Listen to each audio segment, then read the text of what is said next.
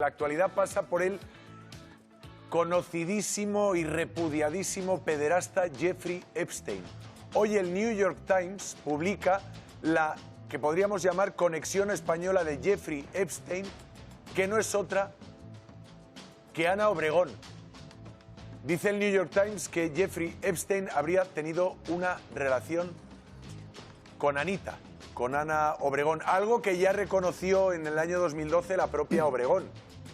Dijo de él, un hombre maravilloso del que nunca me enamoré. Rosa Conde, Estados Unidos. Hola, buenas tardes. ¿Qué tal, Joaquín? ¿Cómo estáis? ¿Qué es lo que publica el New York Times exactamente? Exactamente, el New York Times le dedica, este es un artículo de investigación que tendrá casi 15 páginas, lo leí en la aplicación, pero lo cierto es que le dedica un capítulo al tema Ana Obregón. Dice que se conocieron en 1982, que la primera cita, la primera vez que se vieron fue en Manhattan, que él la paseó en un Rolls Royce y que ahí comenzó un vínculo. Es decir, que el New York Times no utiliza la expresión exacta de que tuvieron una relación sentimental, sí que dice textualmente que a pesar de la aventura, utiliza esta palabra, con Ana Obregón, en ese momento él tenía una novia oficial. También el New York Times asegura que Ana Obregón había dicho en sus memorias que se consideraba una amiga de él, que era un hombre perfecto del que enamorarse, pero que ella no lo había hecho.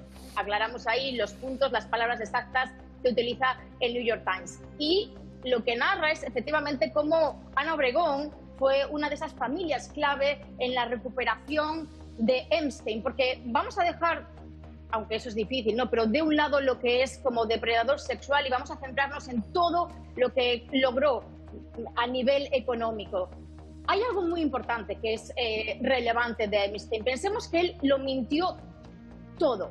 Él daba clases en Dalton simplemente de manera muy breve para que os deis cuenta de a lo que llegó este hombre, ¿no?, económicamente, que manejó las grandes fortunas y bueno, veis continuamente las relaciones, la amistad que tenía con políticos, todo, ¿no? Hemos descubierto de sus relaciones con el poder. Pero lo cierto es que él daba clases en la Universidad de Dalton diciendo que era profesor de matemáticas y de química, no diciendo, daba esas clases, pero se había inventado los títulos. Bueno, sería muy largo, os lo voy a resumir de manera muy breve. Él era un prestigioso profesor, aunque no había estudiado en la universidad, pero era un prestigioso profesor que a través de otros alumnos contactó con las élites de Wall Street, que le ofrecieron un trabajo, estuvo en Bears, que fue uno de los grandes bancos de inversión de este país, duró ahí 5 años, eso disparó su carrera y se puso por solitario. Y por solitario, por eso el enlace con Ana Obregón, cuando empezó, él empezó a decir que era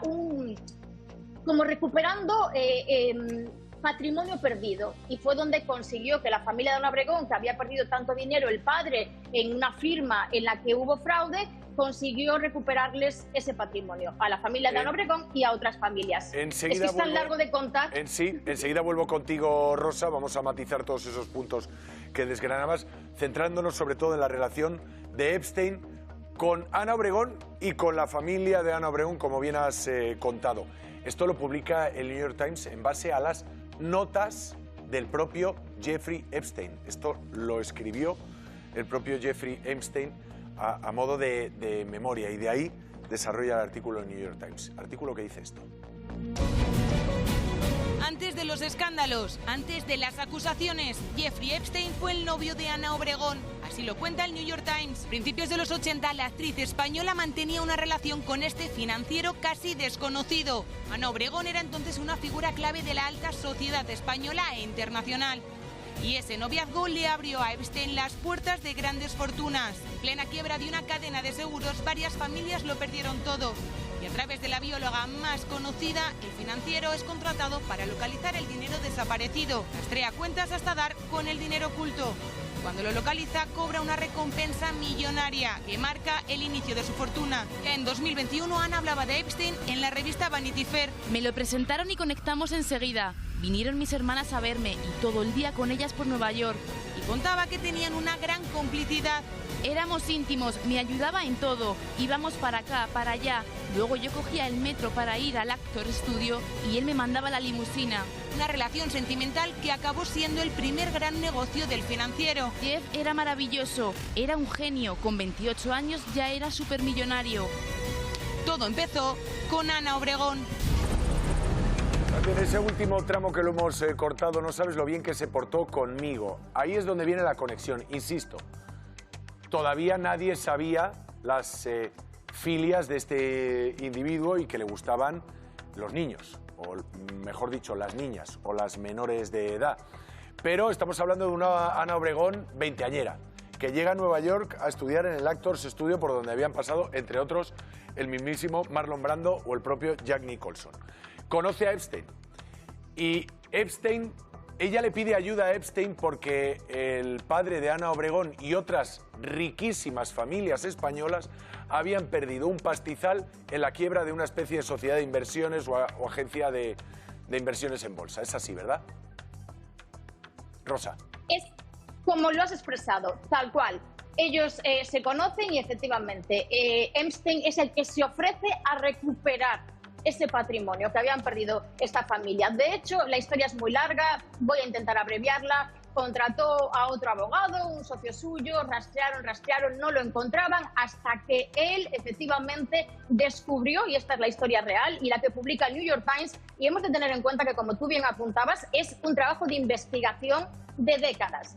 Bien, cuando descubren dónde estaba ese patrimonio perdido, resulta que era en las Islas Caimán. Así que Epstein en persona va a ese banco de las Islas Caimán, les amenaza y les dice que o les devuelven. Él ha trabajado siempre así, ¿no? Ha presionado y ha logrado, a través de chantajes y de artes de dudosa legalidad, conseguir su beneficio. Y en este caso, lo mismo.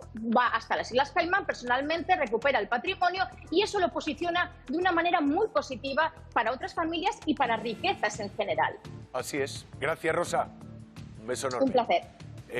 Recupera el dinero de los García Obregón y de otras familias muy ricas españolas que habían perdido también esa parte de sus inversiones con la quiebra de esta empresa.